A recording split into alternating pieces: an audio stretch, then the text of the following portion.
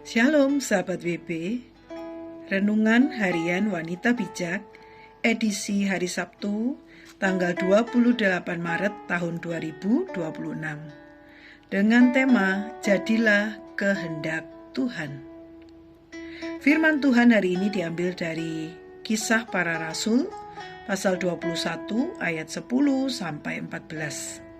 Dan sebelum membaca dan merenungkan firman-Nya, mari kita berdoa, biarlah Tuhan menuntun kita.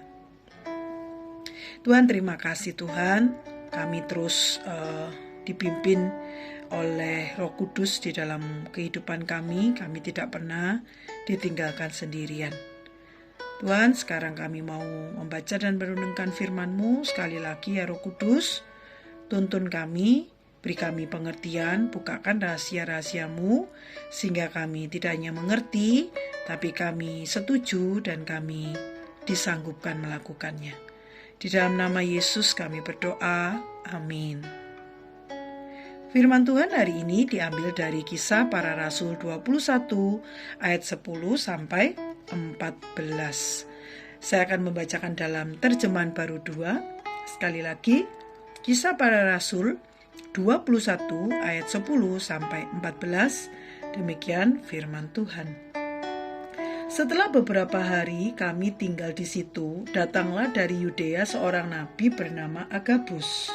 Ia datang kepada kami lalu mengambil ikat pinggang Paulus. Sambil mengikat kaki dan tangannya sendiri, ia berkata, "Inilah kata Roh Kudus. Beginilah pemilik ikat pinggang ini akan diikat oleh orang-orang Yahudi di Yerusalem dan diserahkan ke dalam tangan bangsa-bangsa lain."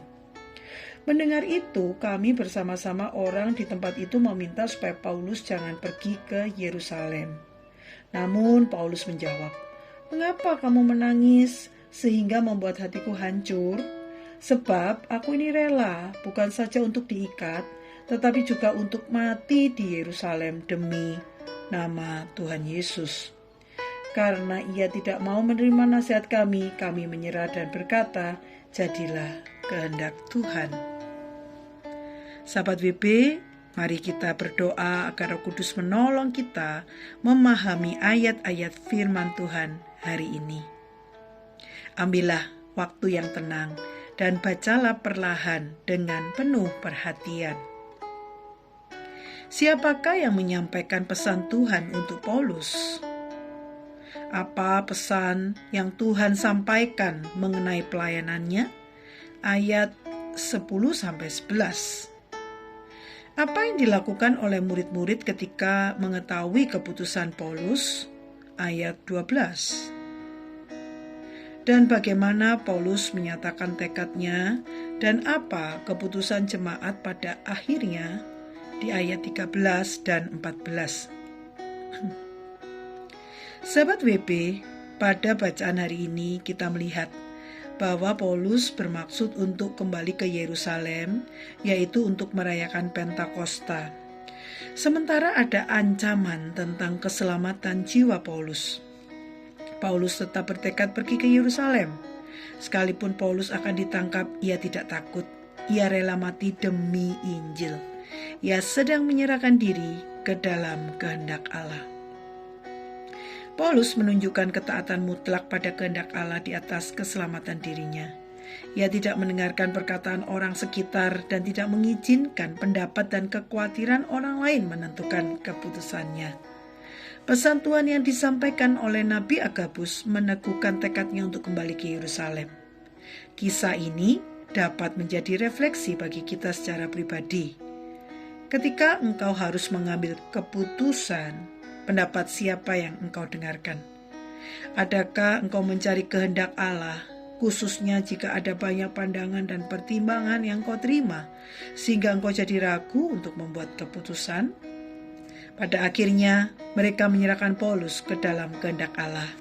Jadilah kehendak Tuhan. Pernyataan ini menunjukkan penyerahan diri kepada kehendak Tuhan. Memilih menyerahkan diri kepada kehendak Tuhan adalah keputusan terbaik. Apakah engkau memilih untuk mengikuti kehendak Tuhan lebih daripada kehendakmu sendiri?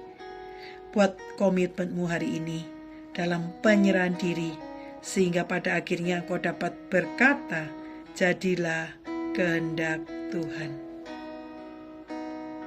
Mari sahabat WP, sebelum kita membagikan kepada rekan dalam kelompok modul 2 dan sahabat lain, WP lain yang berkat yang telah kita terima dan komitmen kita, mari kita berdoa sekali lagi. Tuhan, kami dikuatkan oleh iman Rasul Paulus yang luar biasa, yang tidak lagi memikirkan keselamatannya pribadi, tetapi sungguh-sungguh sudah menyerahkan hidupnya, dirinya 100% kepadamu Tuhan. Tuhan, kalau hari ini kami masih banyak dipengaruhi keadaan, pendapat orang lain, ampuni kami Tuhan. Mampukan kami untuk teguh, untuk terus kuat melakukan panggilan-Mu.